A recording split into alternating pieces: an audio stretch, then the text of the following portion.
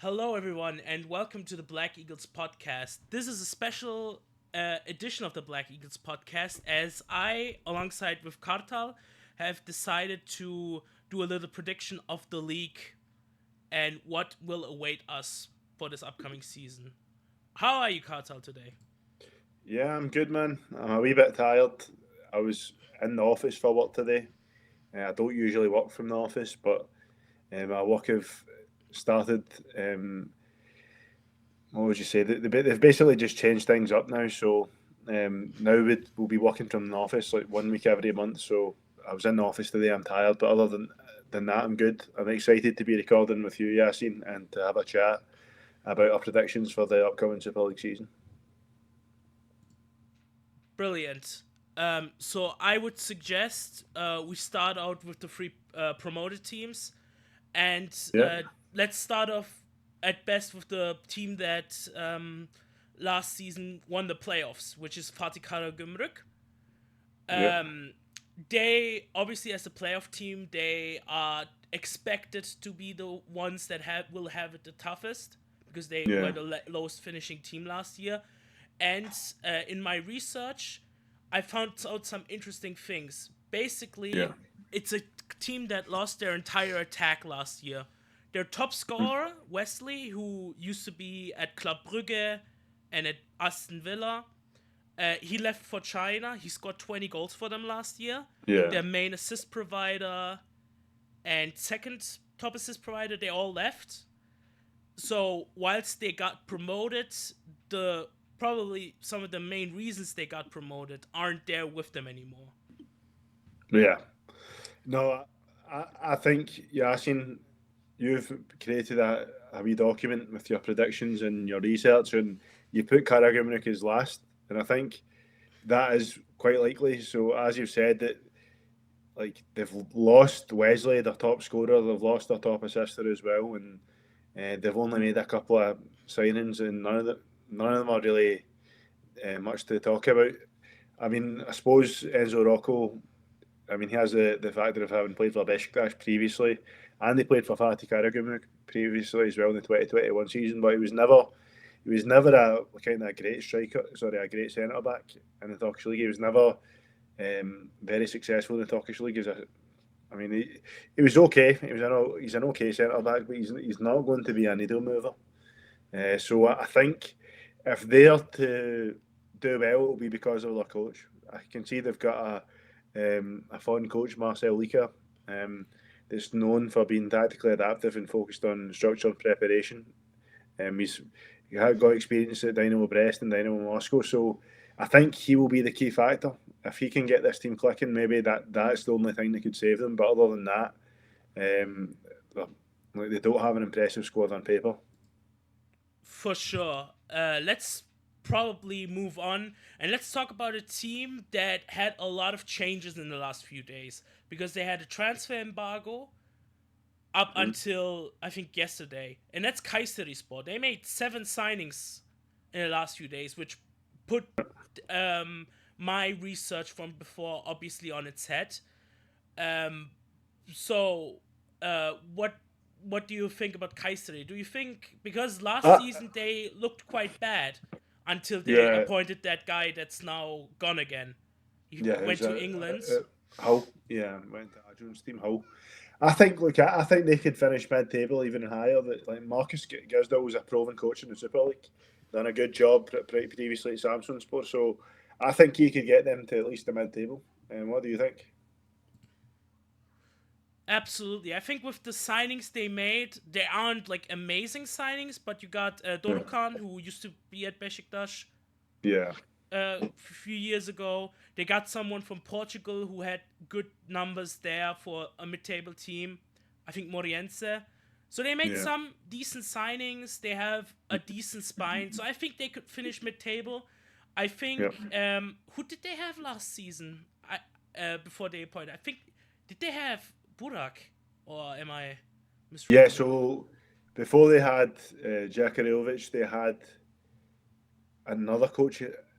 I can't remember who it was exactly, but before that they had Burak, so they had three coaches last year.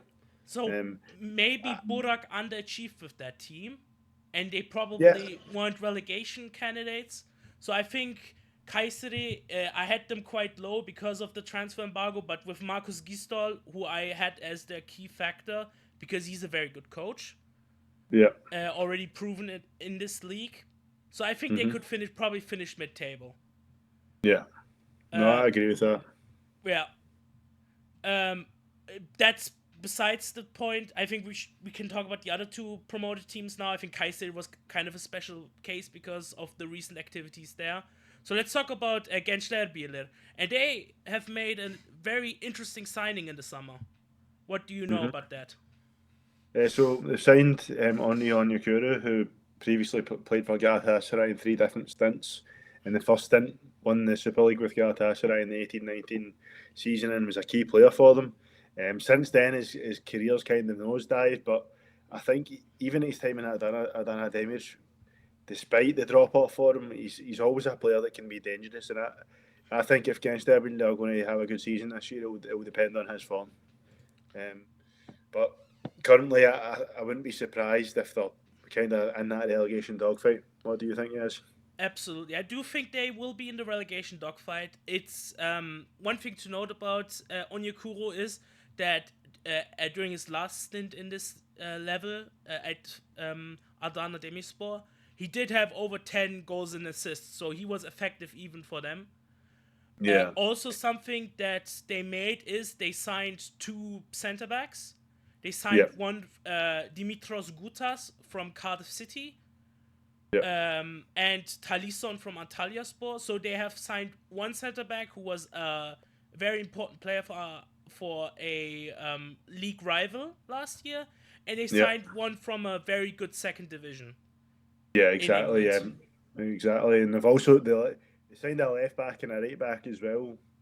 Abdurrahim Dursun from Antalyaspor and Pedro Pereira from Monza. So they've signed 3 top flight defenders and one from the best second division in the world. So I think they will have a defence that might be tough to break down in the Super League. Absolutely. The biggest problem I think they will have is attendances, or one of the problems, because a promoted team usually has home fans and the atmosphere there that kind of carries them over the line often. Not always. I think in Turkey we have examples of clubs that don't have that, but Gençlerbirliği only had a few thousand fans usually for their games, except for the last 2, where they had a few thousand more.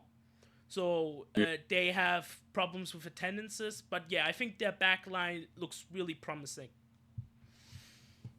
Yeah, I mean, it's nice to see as well that they kept their coach, because often coaches that get the teams promoted in Turkey are sacked, and normally they're replaced with a coach that has got Super League experience. But I think it's a good decision to keep the same coach who can, well, for them, from their point of view, hopefully continue their momentum. But I think they might just narrowly miss out in the relegation. That's my prediction.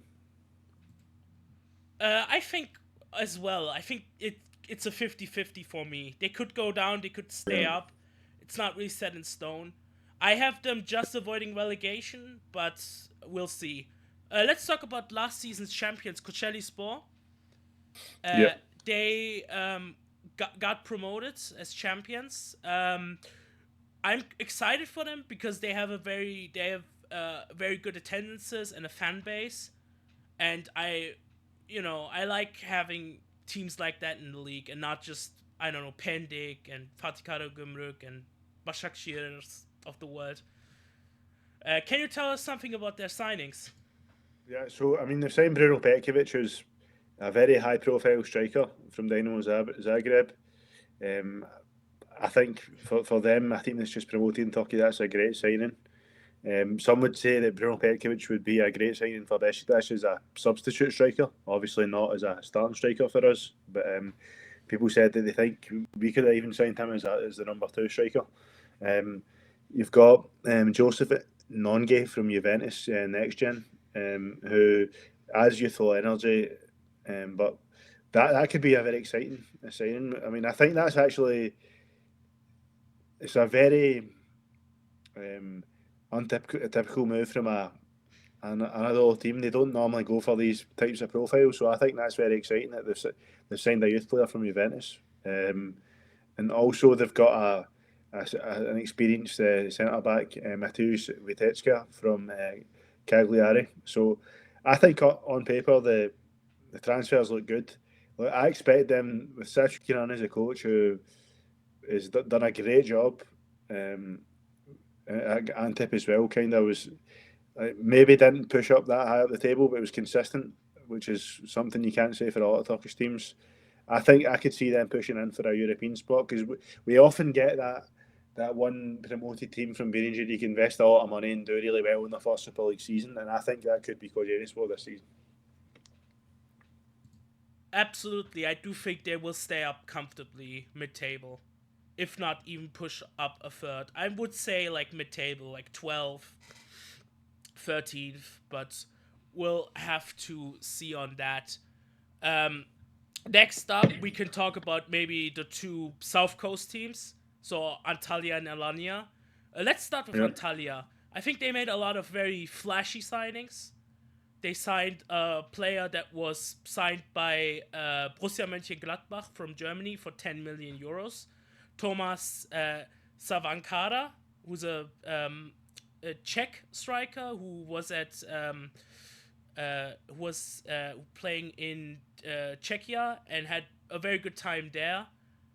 They needed that because their main striker, their main force of goals, was on loan last season from Russia, and he obviously left because it's a loan spell. Some other signings they made is Nicolas Storm, who Khan talked very positively about, who came from Belgium, from Mechelen. They also signed two Turkish players. First of all, Doğukan Sinek, who used to be with them before going to England, and Abdülkadir Ömür on loan from Hull. So they strengthened themselves with some former Turkish talent.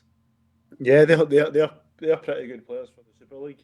The name Kenneth Powell excites me. He was a star player in the Championship for a few seasons. I think he could be an interesting signing. For me, it's all about Emre. What Emre are we going to get? See if we get the Emre that was at the start of Basaksehir for let's say the first year and a half. I think they could have a really good season. But if we get the Emre we've seen more recently, Karagümrük and last season at Antalyaspor, I think it could be a tough year for them. It just depends what kind of performance we're going to get from the coach. Absolutely. Something I would like to add is one player I would suggest maybe people look at if they're interested is Jakub Kalunzinski, who they bought from Brighton last year for, I think, 400,000 euros. Brighton have a very good knack for getting young players, and even the ones they discard often turn out to be quite good. For example, they had Victor Gyökeres at one point, and they let him go, and now he's one of the best strikers in Europe. And he had a very good season for Antalya, a decent season with some good stats in terms of progression and ball carrying. He's a young player, so that's certainly someone want to watch out for at Antalya. Yeah. Let's continue with the other team on the South Coast, Alanya, because they almost got relegated. Not almost got relegated, but they were one place above the relegation zone last year. Yeah. Could you maybe tell us about them? I think they've made some good signings. Like Maestro was a standout player at Adana last season, maybe the only standout player alongside the goalkeeper. So he's a very good player. Güven Yalçın, who we know very well from his time at Beşiktaş, wasn't maybe a Beşiktaş level player, but I think he could do a good job for Alanyaspor. And then let's see. So you've got Bruno Viana coming from Brazil. I think that could be an exciting player. And then Uchenna Ogondo from Şanlıurfaspor, a teenage striker. That you've put in your research that he's got raw pace and potential. Like, that's a really interesting signing for me. The fact they've signed a teenager from a lower league that's not Turkish, I think that's really cool. it's interesting that he ended up there in the first place at Şanlıurfa. Yeah, definitely. I mean, I'm not too sure how it's going to go for them. I think they could potentially be in the relegation dogfight. I could see that as well. It just depends on how good the new players fit in. But you said that they've lost last season's top goal scorer. Now they're counting on Yasin to score the goals. And let's be honest, Yasin, me and you know quite well from his time at Beşiktaş, Yasin isn't a prolific goal scorer. He's far from it. Yes, he's a hard worker. Yes, he's talented. Yes, he can amaze you with the odd acrobatic finish, but he's not a guy that's going to consistently score goals for you. And he's not proved that once in his career. There's never been a point in his career. Maybe he had a couple of hat-tricks when he first broke out, but other than that, he's just not been prolific at all. So I think they're going to struggle for goals, and for that, I think I could see them being in the relegation dogfight. Me too. I think they will need to be very solid defensively if they want to stand a chance in this league. Next up, we can maybe talk about the boring mid-table a bit. The three teams I have sort of very much away from relegation, but also away from anything with Europe. Let's start with Konya, who have had a quiet summer, both in and out. They didn't really do a lot. They brought some midfielders in, especially Enes Badi, who was at Bodrum last year. Yeah. So they brought someone in from a team that got relegated. So it's going to be I think it's going to be a stagnant season for Konya. I don't think they have made much reinforcements where necessary. Or do you disagree? I mean, in terms of Konyaspor, I think they done decent at the end of last season. They had a good run at the end of last season. I think Enes Bardi's a good signing.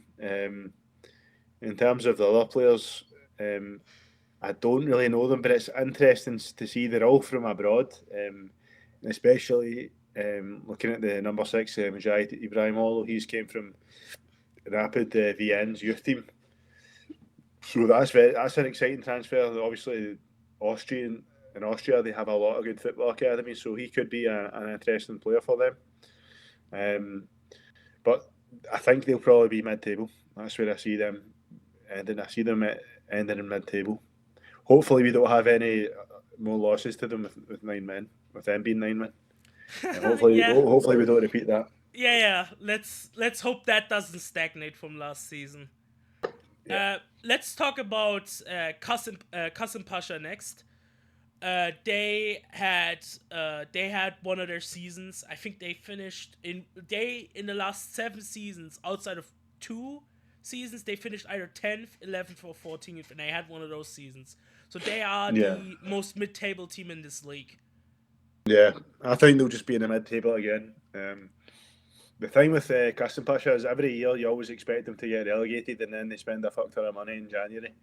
Well, maybe not a fuck ton of money, but they bring in a lot of players in January, and then they save the season.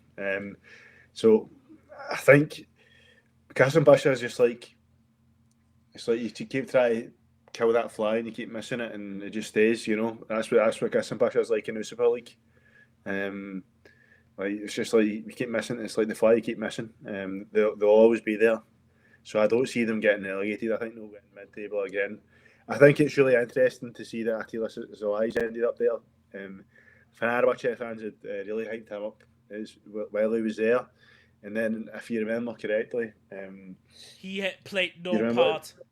He was sold to Hoffenheim, and he played like 200 minutes there. Then he went to Freiburg on loan, played 200 minutes there, and he was at Standard Lüttich in Belgium last year, and he played no games there as well. So it's really interesting because he was really, really highly rated at Fenerbahçe. Hoffenheim paid good money for him, but if you remember, it was actually that famous game where it ended 2-each and Joseph scored 2 goals in the 21-22 season. Rashid Ghazal absolutely fucked him in that game. And it was after that he went from being seen as like the next big thing at centre back in the Turkish league to being shit after that, because obviously he did have a good start at Fenerbahce. Hoffenheim paid a decent fee for him, but then obviously, as you've just explained, he's completely flopped from there. You've followed that a lot more closely than I have, and which is understandable, of course, because for the most part he's been in Germany, where you of course are from. But it is interesting to see how he's fallen off. But I think they'll be mid-table again. Like, that's just Kasımpaşa, isn't it? Like, they're not going to push up. They're not going to be relegated. We'll probably drop points to them in one game. It always seems to happen. Especially away. Especially away. I think they'll be mid-table. I agree. Let's round off the mid-table fodder by talking about Gaziantep. Gaziantep, they made some signings. They made especially defensive signings. They signed Semih Güler from Adana Demirspor, probably more as a squad player. I don't expect him to be the main starting centre-back for them. They signed a centre-back from Spartak Moscow, who I expect he would probably be the starter. They signed Kevin Rodriguez, who has a lot of Super League experience from Kasımpaşa. And they signed Juninho Pacuña, I think, from Alveda, who has a lot of experience in the Netherlands and England as a creative midfielder. I think he played for them first game of season against Galatasaray as a 6, but so maybe he might be as a deep playing playmaker. But I would not take much from that game because it's Gala, and so maybe they played a bit differently because of that. Yeah. I mean, they lost their coach Selçuk İnan, so it really depends, man. Like, it just depends how the new coach is going to do. Smith, I mean, who have you said has had a great track record in the low leagues. So if he's going to be able to adapt to Super League level, they could have a season. If not, man, they could potentially be in a relegation dogfight. It just depends on how well the team reacts and how well the coach adapts to the new league. So It just depends. They could be mid-table. They could be in the relegation dogfight. It just depends. I don't see them pushing up any much further than that. Yeah, I agree. Basically, so that's basically the mid-table and the promoted teams and the relegation-threatened teams done with. We can look up a bit. We can look more towards where we are, sort of in the top half. I mean, we are more than top half, but you know what I mean. Basically, teams that could threaten us. And so one team, I think, and me and Sinan had a bit of a disagreement on that. I think a team that might potentially struggle is Samsunspor. They had an excellent campaign last year under Thomas Reis, who I always had a good opinion on since his time at Bochum, which is a few years back. He was at Schalke, and then he lost that job. Which isn't that difficult. Let's just put it like that. Yeah, Schalke's a bit of a mess, aren't they? They've been a mess for a while now. Yes, they are in the second division, which for them is like, just shows how much of a mess they are. And then he rebounded at Samsunspor. Last year they finished third, obviously, much ahead of us. Our disappointment. Yeah. And now they're definitely going to play European football, and that's the problem, I think. I think they will struggle with even Conference League football because I don't think they have the squad depth and the squad quality to be like, we can play a B11 even against, I don't know, a team from Albania or Serbia or whatever. They need to play a full-strength team every game, and that's going to, I think, not put them anywhere near like bottom half, but they will definitely not finish top 6 again. Yeah, I don't see. Yasin, I think you're spot on your analysis. Look, from these signings they've made on paper, it looks great. They've signed players from good teams, good leagues. Samsunspor have seemed to have done a good job in their squad building. So good, in fact, that last year they had a transfer ban, but despite that, because they had a well-engineered squad already, they had a well-built squad already, they were able to end third, which is just a testament to how good of a coach Thomas Reis is. So I do agree with you, though, because we often see this in Turkey, Yasin. When I remember Konyaspor ended third one year, and then the next year they really struggled. Sivaspor have been the same, ending third one year, get European football, and done really well in Europe, but again fell off in the league. We've seen it with Osmanlispor as well, had a really good Europa League run. So I wouldn't be surprised at all, Yasin, if what you're saying here with Samsunspor maybe just above mid-table or upper mid-table. I wouldn't be surprised at all, Yasin. I think you're spot on, because we've often seen these teams struggle once they have the challenge of having to play that balancing act between Europe and the domestic league. Yeah, I agree. So let's talk about probably the most entertaining team in the league if you are neutral. Maybe not if you're a supporter of that team. Especially because of the football they play. Caykur Rizespor. I actually watched their game against Göztepe. Yeah. And that was probably a very good, in a nutshell, I'm trying to, it was a very good summation of the football of Ilan Palut. Like, they were pressing and running at goal all game, and they were very offensive. Yeah. And then they concede one in the 52nd minute, and then they concede 2 goals in the 93rd and 92nd minute, and they lose the game 3-0. Like, they probably should have lost the game because Göztepe was better, but I think it's a very good description of Ilan Palut ball that that they lost this game 3-0 because they just ran out of energy. They made 2.5 signings. They made 1 permanent. They signed Ali So from Rostov last year, and he scored 19 goals for them, and they got him on a permanent, which is huge, getting a 19-goal striker. They also signed a player from Sparta Prague, midfielder, and they signed someone from Parma who had a very good Serie B season the season before last. Didn't quite make the step up to Serie A, but I think that's a good pedigree for them to sign. But ultimately, I don't think that Caykur Rizespor will ever be a team that finishes in the European places as long as they have Ilan Palut in charge. And I like him as a coach. I like the football. I watch, again, Caykur Rizespor is probably one of the Anadolu teams where I actually watch the games because they are entertaining. But it's way too inconsistent. It's way too offensive. He has no plan B. You see that anytime they play, especially against Gala and Fener. They are usually better against us, but against Gala and Fener, they get demolished. Yeah, no, I agree with you, Yasin. I think you're spot on. Great. Anything to add? I mean, I just get a co-sign what you said, man. Like, Jhon Duren gets his teams playing good football, but especially last season, the results weren't great, and I think even if there is a slight improvement this year, I think they will end up on mid-table or maybe even potentially lower, just depending on the results they get. Because last year they did really struggle.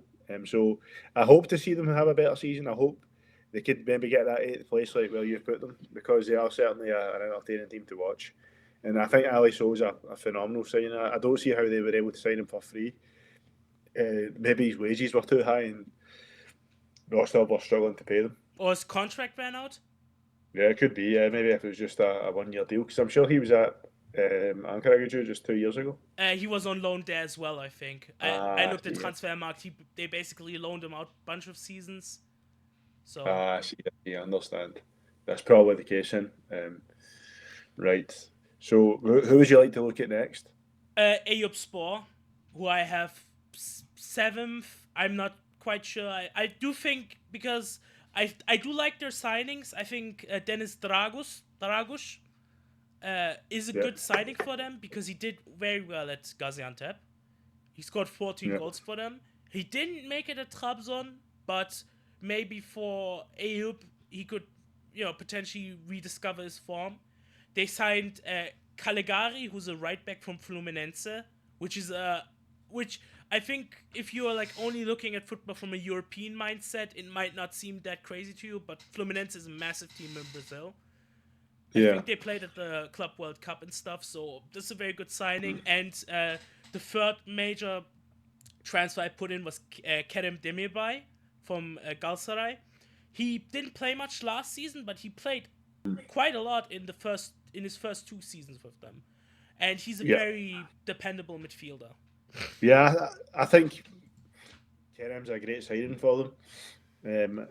I just think this depends on Selçuk Şahin and whether or not they can pay the wages. If they can pay the wages, because they ran into issues with that in the second half of last season when they dropped off under Arda. But if Selçuk Şahin can continue what Arda started and the management can do their job and pay the wages, I think they could have a really good season. If not, but they could potentially be in danger. It really just depends on I think the back room and the coach is going to be the deciding factor on this, because I think they potentially are a team that could do really well if everything's stable in the back room and the coach can just continue the work that Arda started. Absolutely. I think because of the new coach and stuff, I think they're also kind of hard to predict because, again, he has not had much of a managerial career up to yet. This is his first permanent job as a manager. I think first job at all. And so it's going to really depend on how well he does. So I think we should move on to the team I have sixth, which is probably the most... I don't want to say best run team in the league, but certainly the team with the most serious management behind it. That's Göztepe. Yeah, definitely, yeah. They have I think Danish owners. Yeah, they have Danish owners. Yeah. Who also own Southampton in England, and they made a lot of signings. Again, they made a lot of signings, especially from Brazil. They signed a striker, a centre back, and a defensive midfielder, all from Brazil. Yeah. Not all young. Also, some in their mid to later 20s. They signed a left winger from Grenoble in France, Junior Oilaitan, for almost $1 million. He had okay outputs. He didn't have impressive numbers, but I also didn't really have like a lot of the underlying numbers, so maybe he was very good with those. I think the biggest thing they have, and I'm not sure if that's going to change, but they kept Romelu, who was like very good for them last year.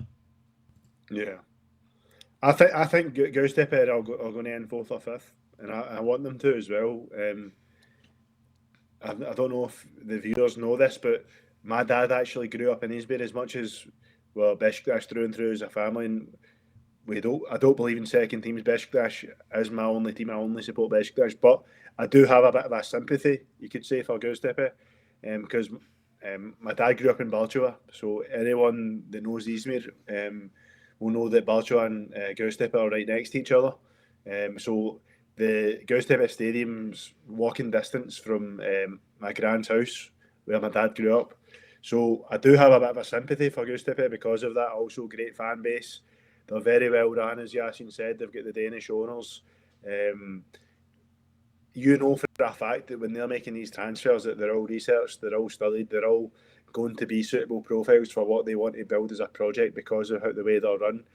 They did drop off a bit last season later on, but I think we're going to see a more consistent Göztepe this year.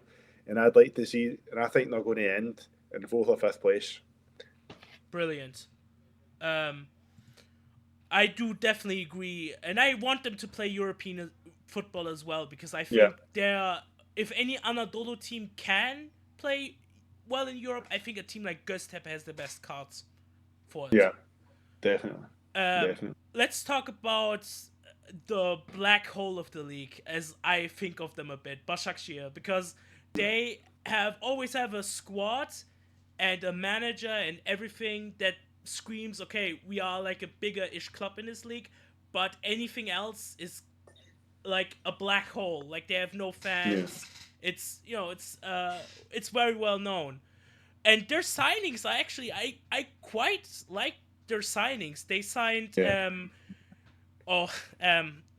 apologies for butchering the name, but Abospek Fezulayev. Yeah, that was a better attempt I could have made, Yasin. Well done. And Eldor Shromidov, who are both two Uzbek players. They signed Eldor, who comes from Roma.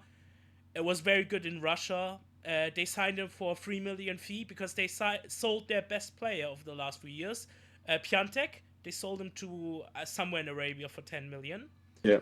And they signed actually a very cool signing, like Abosbek. He came from CSK in Moscow, and he's a 21-year-old attacking midfielder, and he looks very good. Like, that's a signing. Honestly, if Besiktas made it, I would actually be excited for it because he's a young player. He already has like 28 caps for Uzbekistan, scored 8 goals. He's basically already the greatest ever player, seemingly. And that alongside the striker from Roma, I think those are 2 very exciting transfers.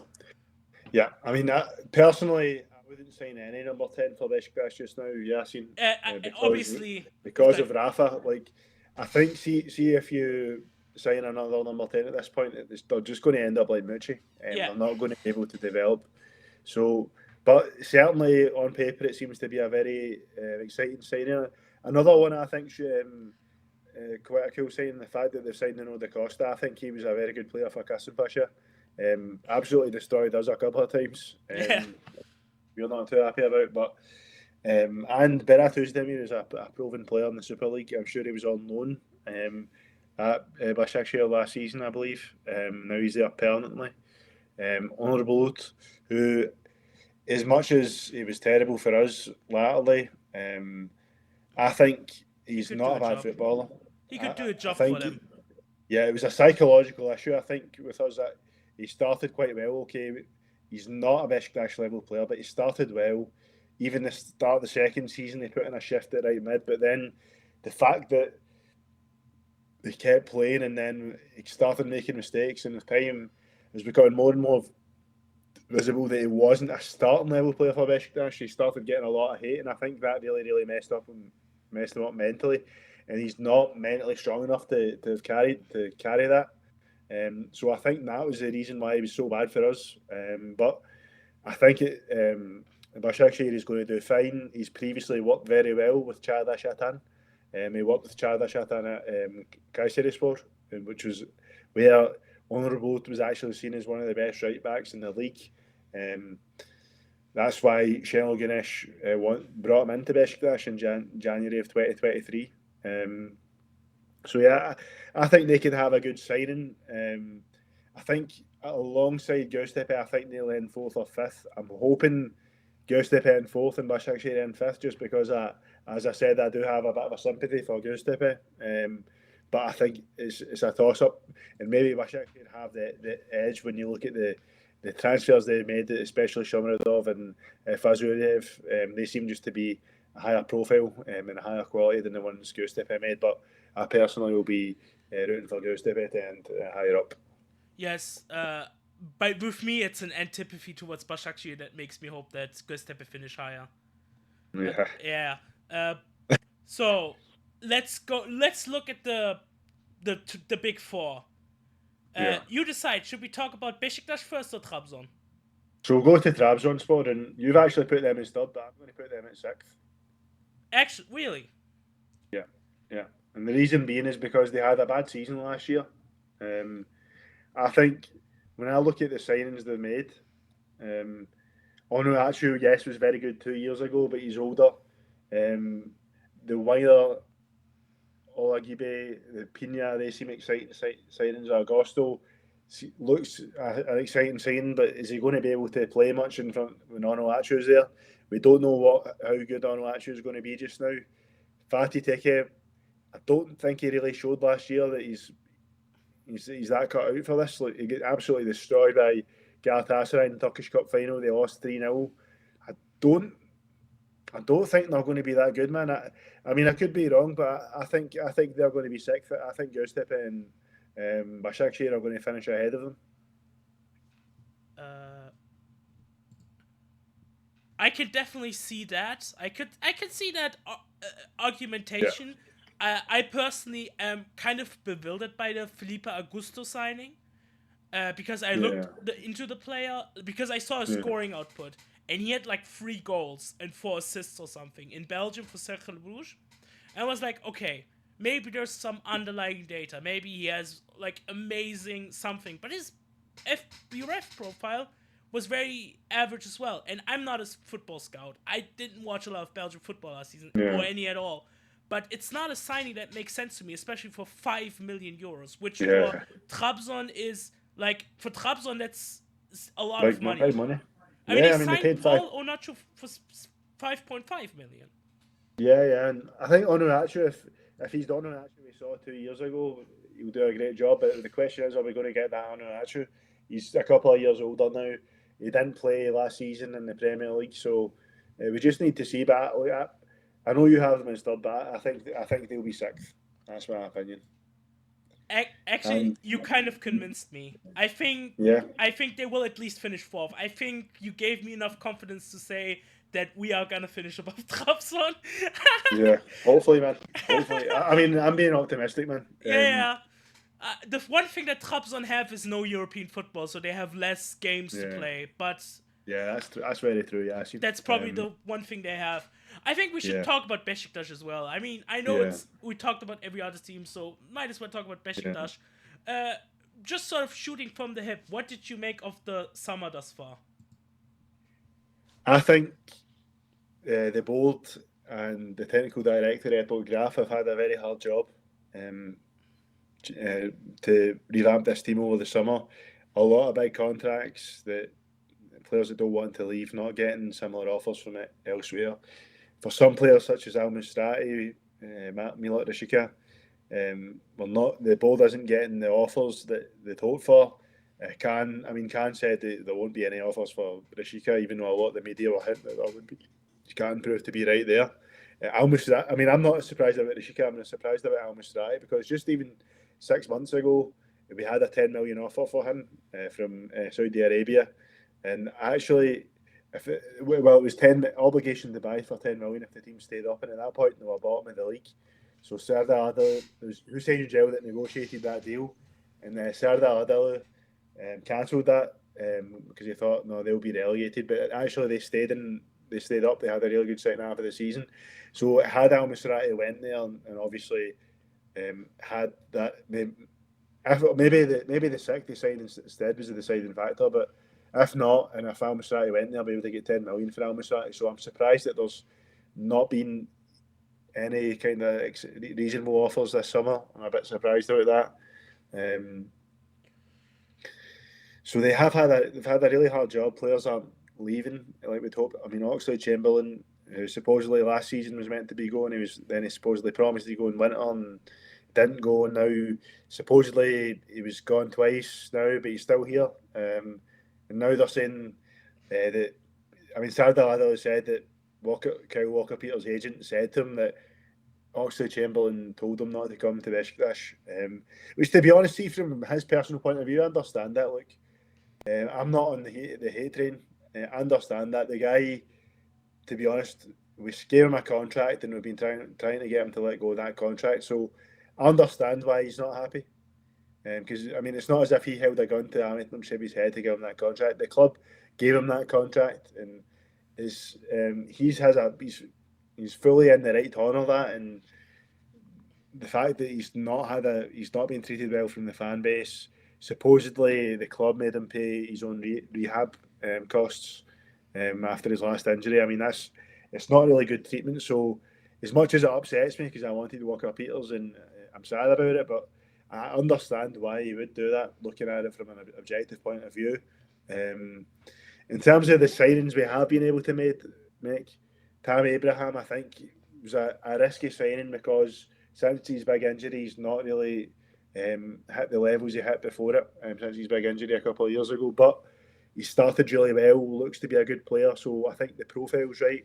So far looks to be a good signing. Orkun Kökçü, probably the best signing ever for Besiktas, 25 million. Okay, he played injured in the first Shakhtar game, didn't look great. Didn't play the second game, but he looked a lot better against St Patrick's and was really the conductor on field. He was like the orchestra conductor on the field, phenomenal. And I think once he gets fully fit and over his injury and gets his match fitness up fully, I think he's going to be phenomenal. Jurasek's a bit of a question mark for me. Okay, it seems like it could be decent going forward, but defensively it seems to be a huge liability. Hopefully, it's just kind of. I mean, we knew going into it that he wasn't a good defender, but hopefully he doesn't look as bad as he did against Shakhtar, and he just needs to kind of shake off the rust at the start of the season. And once he's done that, he's going to be good, hopefully. And then we have Ndidi, who, okay, he's been injured a fair amount in the last few years, but still consistently plays over 30 games. On paper, he seems to be the perfect profile to be that destroyer, winners balls, stop opposition attacks, and then just give the ball to Orkun so we can start our attacks. But the big question mark for us, Yasin, is we still need a left winger, a right winger, a right back, a right centre back, and then we need a sub striker at least as well. And without filling those holes, it's hard to say what kind of season we'll have. See, if we don't fill those holes, especially the wingers and the right back and the centre back even, so if we don't make those 4 signings, or at least 3 of them, because maybe Arroyo might be able to do a job if we get a really good left mid. Arroyo might be enough. If we don't make those signings, we could end 4th or 3rd, potentially. Yes. Or maybe even more, but 4th or 3rd, I think, if we don't make all the signings we need. But see if we can sign these players to a good level. I'm saying 3rd or 2nd. So it depends. If we can sign these players that we need and they can hit the ground running and we don't lose a lot of points before the deals are done, I think we could even take over Fenerbahçe as 2nd. But we could still be a close 3rd if we do as well. But if we don't make the signings, I think it's a distant 3rd or 4th. That's what I think. It all depends on what we do between now and the end of the transfer window. I agree. The way I see us is kind of a reverse Simit, because we're all in the middle and we have so much in the outside that is still missing. We need at least 2 wingers. We need fullbacks. We need a lot. I think another centre back as well instead of Paulista. I think Axel Diasse, the Chelsea centre back that's been left out the squad for them, I think on paper he seems like the perfect fit for us. 27 years old, he's quick, good with the ball at his feet, means we can play a higher line. I think he'd be ideal on paper. Yeah, I think I agree. My biggest issue is that that the media is already starting an attack on Ole Gunnar Solskjaer. They're already questioning him, linking us constantly with Sergen, which I don't think is very helpful at all. Nah, it's bullshit, man. I agree with that.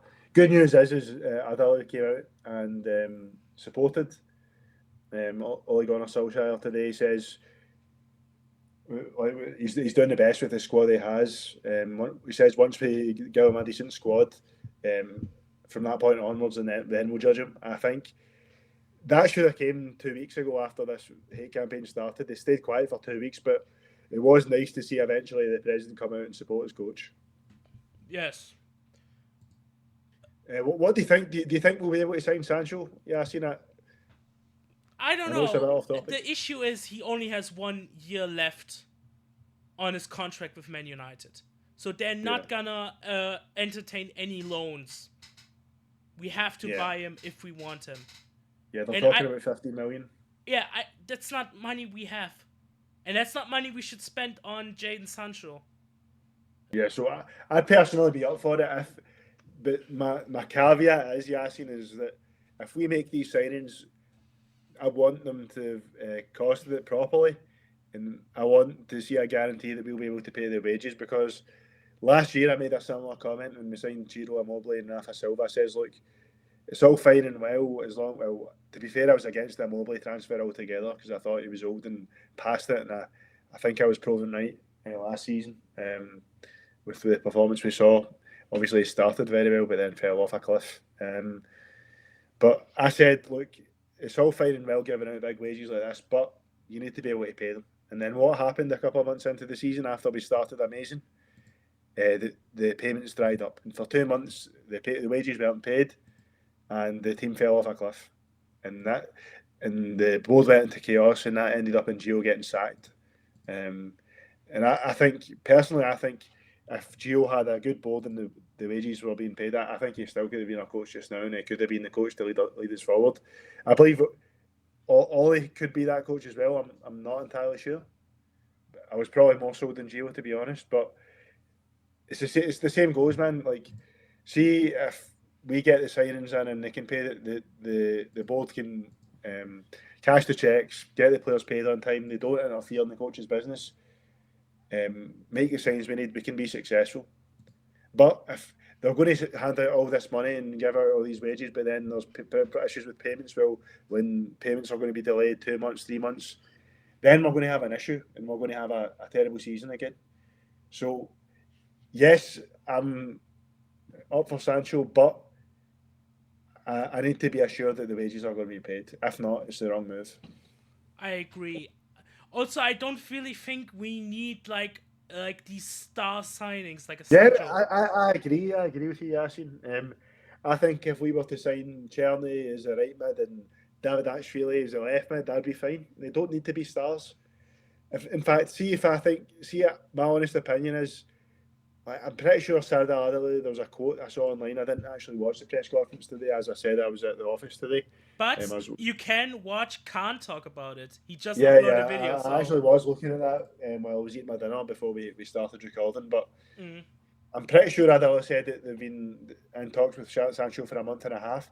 See if they signed me David Ashvili and Czerny, left wing and right wing before the Shakhtar games, I would have been happier with that because I would have had two players in. Okay, they're not stars, but they're the right profiles, and they would have been in a timely manner. I would have been happier with that, and we would have spent a lot less money. Yeah.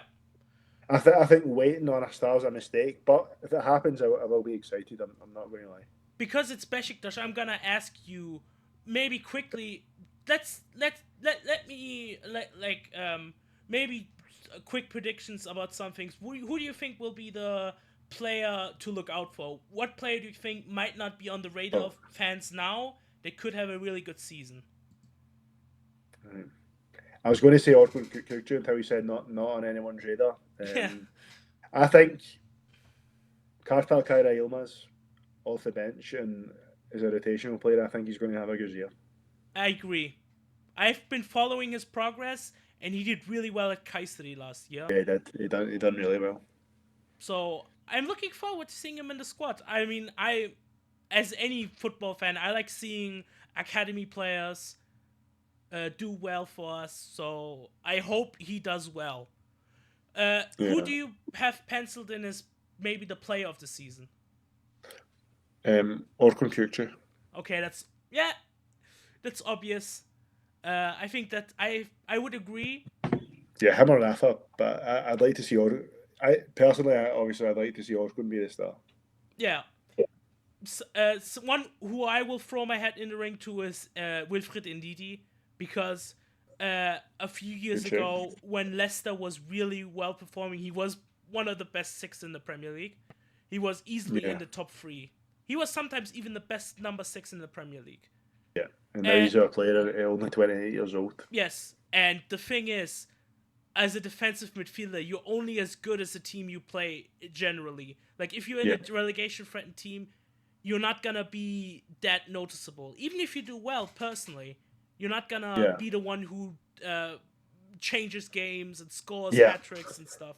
Yeah, no, of course. Yeah, it's a great point, Yasin. That's a very good point. Yeah. So, any final words on Besiktas? Well, I hope we win the league, but I don't think it's very realistic. But yeah, so it depends. So if we don't sign the players, distant 3rd or 4th. If we do sign the players, depending on how they click and if they hit the ground running, we could be a close 3rd or even 2nd, I think. I agree with your sentiment generally. I would like to end the podcast now, but we kind of have to talk about the Yellow Brothers. Yes. The Yellow Brothers. Let's start with the team that's probably gonna finish 2nd. At this point, just for the memes, because... Or maybe lower. Hopefully lower, you know? Let's see. I mean, Mourinho usually crashes out at season 3, but maybe he can fast-track that a season. Yeah. Let's talk about Fenerbahce. They made some signings. They made one signing I kind of am a bit bitter about. Nelson Semedo. I would have liked to see him at Besiktas, but he chose Fener. Or maybe we didn't choose him. I don't know. Yeah, apparently he's on 4 million a year, which that is too much Yes. for a player of that age. I can see that maybe being a bit too high. Archie Brown, a left back from he was at Belgium. I think he was at Gent. Yeah, but he's I'm sure he's English, but yeah, he was playing in Belgium. Yes, he's an English player, but he played in Belgium for 8 million. Who can't describe this solid but not amazing when I asked him about it. Then they signed on loan Jhon Duren, who exciting. Yeah, he's exciting, but I don't think he was like I think he was a bit overhyped because he was a young player who broke through at a very well performing Aston Villa. So he's naturally overrated. Yeah. And see something quite funny. Jhon Duran's net salary is the same as the net salary of the whole Feyenoord team. What that's thinking. That's insane. Yeah, and Feyenoord obviously beat them 2-1 Rotterdam last week. We'll see how the second leg goes, but it's not a good look for Fenerbahce at all, is it? Yes. It just shows you that having a good system is far more important than having a lot of money to spend. Obviously, when you have a lot of money to spend and you have a good system like the top clubs in the world, obviously that's the perfect mixture. But if you had to pick one or the other, the system is more important. I think that just proves that. Signs Skriniar from PSG, obviously impressed last season on loan on the second half of last season. Jhon Duren, I think, could be exciting, but I think he's, well, you said overhyped, but I'd say definitely overpaid, for sure. I think the biggest handicap for Fenerbahce as a coach, José Mourinho, I think he's past it. I think José Mourinho is a shit coach now. That's my opinion. They try, obviously, Hussein Yücel wanted to bring him to Besiktas. I will say, fair play to you, Kartal, because I remember when we were linked with him for like a week, and you didn't want him, and me and Khan were like, "Oh, imagine if he came! Imagine if he came! We would be in a worse position now." We would. The guy plays defensive football. Okay, let's be real here. He is one of the best coaches of all time. Very, very successful coach, but he's past it. His time has passed. As you wrote down your PDF here, his style feels dated, and his unwillingness to evolve not only limits Fenerbahce's ceiling, but his ceiling as a coach now. That ceiling was sky high, and it's came crashing down. It's way lower now. I think where he could be useful is they could still do it in Europe, because I think in Cup, in the Cup format, that style of football maybe works better, but in a league format, it doesn't work. It doesn't work, man. And let's be honest. Like, see if you gave their squad last season to Giovanni van Bronckhorst, I think Fenerbahce win the league last year. If you give the Fenerbahce squad to Gio beats Okan Buruk and wins the title. What do you think? I can see that. I think Gio was let down by our squad deficiencies last year. Yeah, it was. I think that was maybe one of the smaller seasons. Like the way he's not been paid for 2 months and the chaos in the board and then getting involved in his business. I think they were two bigger reasons, but obviously that was a huge reason as well. The squad was very deficient, but Gio made us believe that we could do something with that squad at the start of the season. So I think that's a testament to the coach he is. And as much as because he was sacked from Rangers, I had a bit of a bias against him, saying, "Oh, I don't want a coach that was sacked at Rangers." Me being from Glasgow, being around a lot of Rangers fans, I didn't want a coach that was ultimately sacked from them. But I know that feeling. He won me over, man. He won me over, and I think with Fenerbahce's squad last year, he could have won the Turkish League. I think Mourinho, his football's dated. He was a once phenomenal coach, the best in the world at one point, but now he's very far away from that. I mean, look, he didn't win any of the derbies last year. We beat him twice. With that team that we're talking about, has got a lot of deficiencies. And the only wingers on the Milo Rashuka was like the only winger on the team, other than Kenny Arroyo came halfway through the season but barely played because I think Ollie maybe wants to protect him a wee bit. We beat them twice. The football was bad. The results, in fact, they actually spent more money on top of the already great squad they had. The Eastman Kartal get 99 points with that team. Mourinho got far less. I mean, put it this way, man. Like Eastman Kartal is a meme coach, but he performed far better with that Fenerbahce squad than Mourinho did.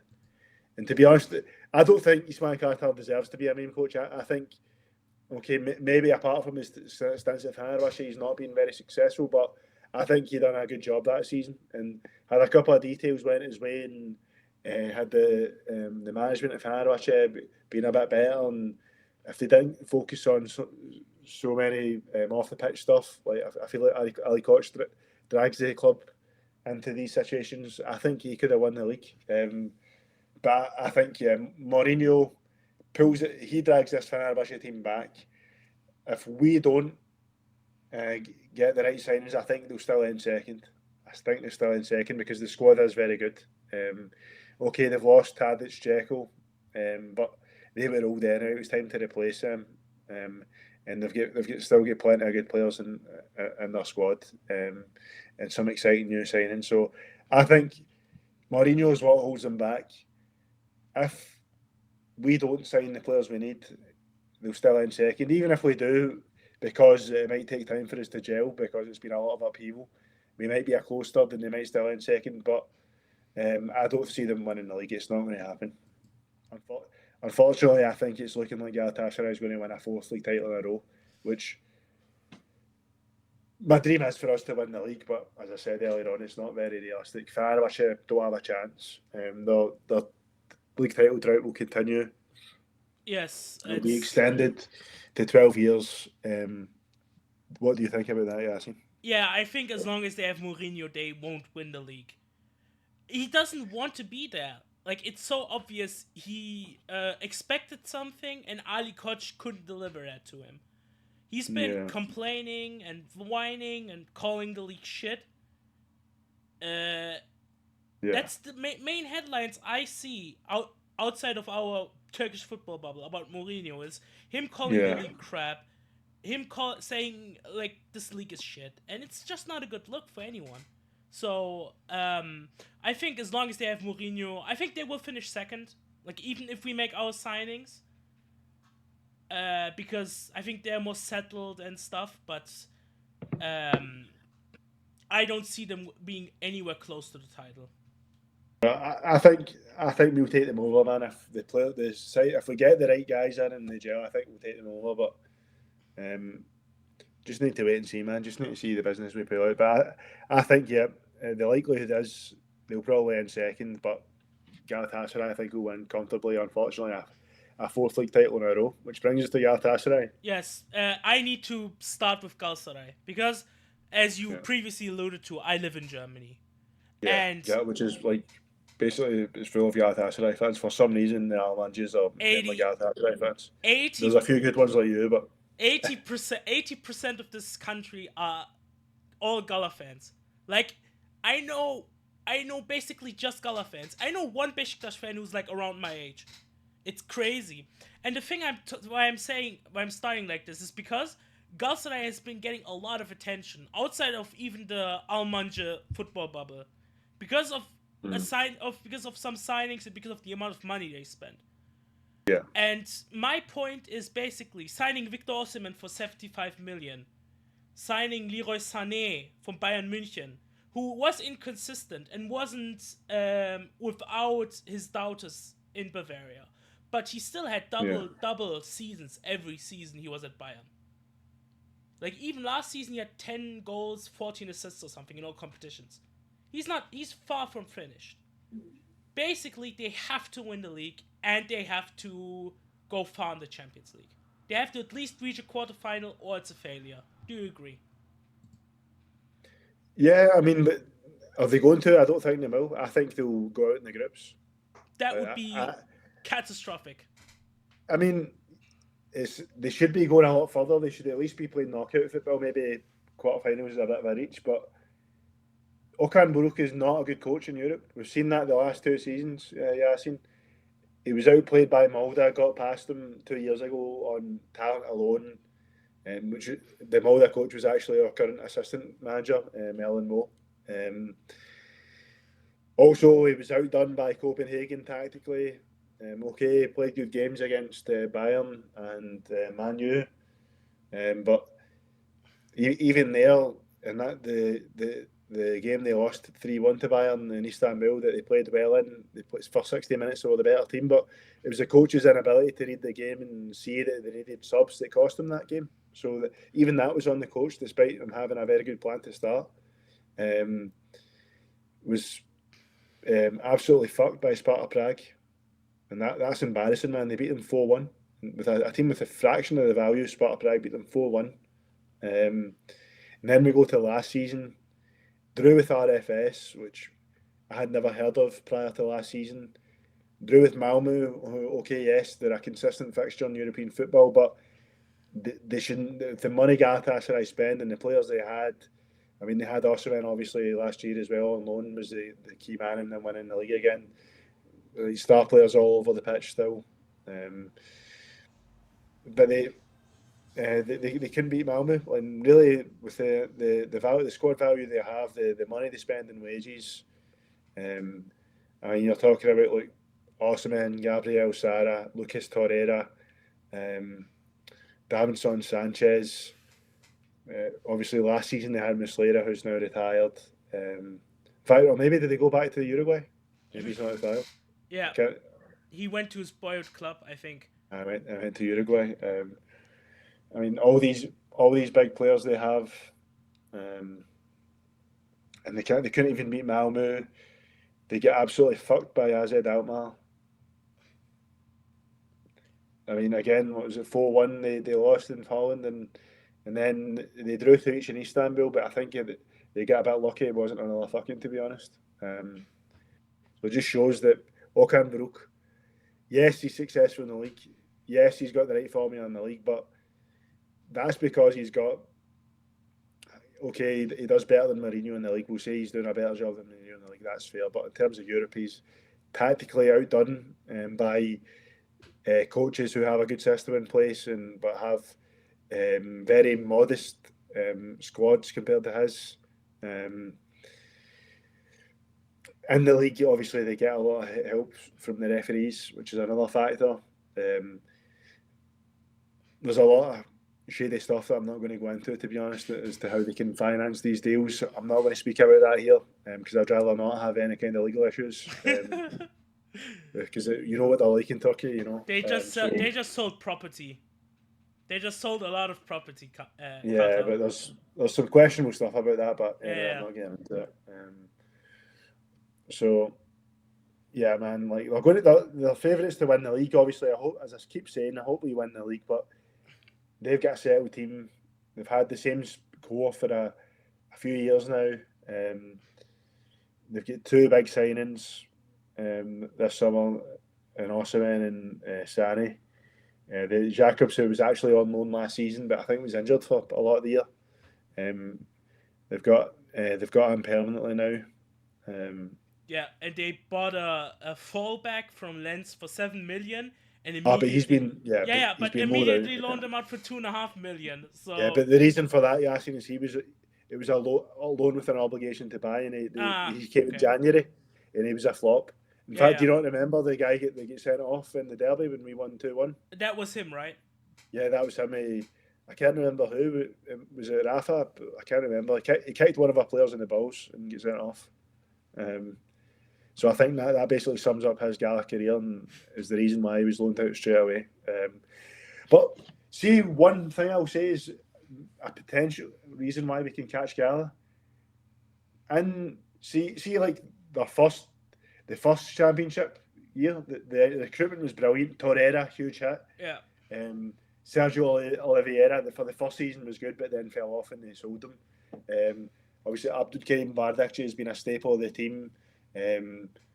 You've got Mauro Icardi, who's obviously turned into like an iconic player for them, phenomenal signing. Who else have we got? I see Dan Leva before that. Like Milot Rashica was a good signing for them that year.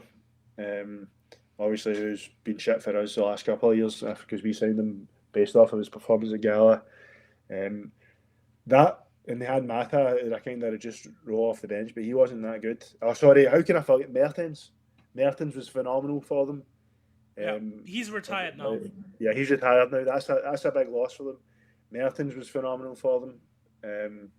He came that summer. So, see in the summer 2022, which was the first of the three titles, it was a brilliant summer. Basically, they were all hits, apart from a few transfers. But the big names like Mertens, Torreira, Icardi, Abdülkerim Bardakçı, they were all hits. Sergio Oliveira, they were all hits. But since then, their transfer business hasn't been good. And they've relied on the core squad that they built in that first summer to push them through the next two signings. Like who can you think of in the last 2 years that's came and done really good? I can think of two players. Davinson Sanchez, who's their best centre-back, and obviously Victor Osimhen. Yeah. And Gabriel Sara, you can dispute. He's been pretty good, but a wee bit inconsistent. Yeah, but I think he's a good player, but does they justify that 18 million transfer fee? I think he will. So. I think he will this season. He could do, yeah, but last year he was good, but a bit inconsistent, and maybe didn't live up to that 18 million fee. But apart from Osimhen and Sanchez, you can't really say there's been any signings since that first summer that have really. In fact, I'll add on to that. There was the January window of that first year as well. That's when they signed Kat Ayhan, who's been a great player for them. Apart from then, it's only been those two that have been huge hits. So maybe if we can get everyone in the gel, obviously it's a lot of wishful thinking and a lot of praying involved. But who knows? Maybe we could do something here, but again, it's unlikely. I think third at push second place is where we are going to end. Galatasaray, most likely, unfortunately. I'm sorry to say, but I think it's likely they'll be champions again. But I think they will underperform in Europe again because their coach just doesn't have it in him to deal with the coaches on the continent. Some things I want to say about it. First of all, it's kind of shocking how they signed a player for 75 million, which is an insane number. Yeah. Like, imagine telling us 6 months ago that a team in Turkey will sign a player for 75 million. Yeah. And it's huge, but it doesn't feel as huge as it should be. I don't know why. It's huge. But I think there's a lot of sponsorship involved there. Yeah, obviously. Yeah. But the thing is, Osimhen will obviously be an amazing player, but he was there last we saw season. It last year. It's funny, see, a year ago, me, Karen, Sinan, on the podcast were saying, yes, Osimhen's a brilliant player, but they've got Icardi, they don't need him. But Icardi got injured. And had they not signed Osimhen, they would have lost the title last year to Fenerbahce. Yeah. Osimhen turned out to be the title winner.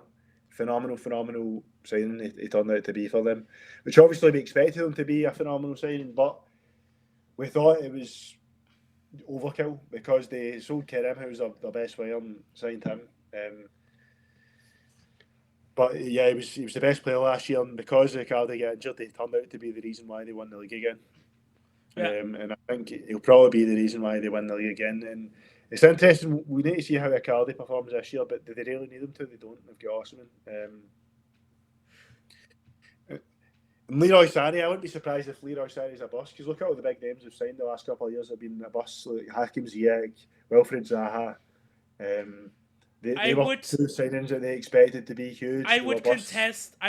Maybe I'm biased, but I would say that Leroy Sané is a better and bigger signing than Ziyech or Zaha. But that's besides the point. I agree, Yasin, you're right. In terms of age and the fact that he's a bigger profile man, the guy was a key player for Man City and Bayern Munich. Zaha, let's be honest, okay, very good player, but played for Crystal Palace. Ziyech flopped to Chelsea, but was good at Ajax. So yeah, Sané's a different calibre for sure. Yeah. So my closing words for Gala, then we do. So on my final words on Galatasaray are basically, if Okan Buruk can't do something in the Champions League, I think he will be a flop manager because this squad has to win the league. Like they have to win the league. Like the league win is minimum, and at that point you have to judge him based on Europe. And if he fails to get out of the league phase, I think they have to sack him. They wish they won't, but they should because it's they spent like 75 million on a player. They have to do something. So, but yeah, I agree. I agree, Yasin, but I don't think they will, man. I think he's just not up for it. Yeah, I agree. I think Okan Buruk is a very much a manager who has a ceiling. So, just to wrap things up, who do you think will get relegated? Right, so I think it'll be Karagümrük, Kayserispor, and in fact, Kayserispor, I'll take them out because of the transfers they made. So, Karagümrük, I think possibly Gençlerbirliği, and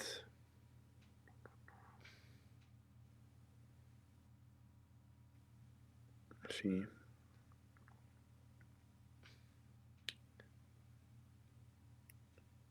I think potentially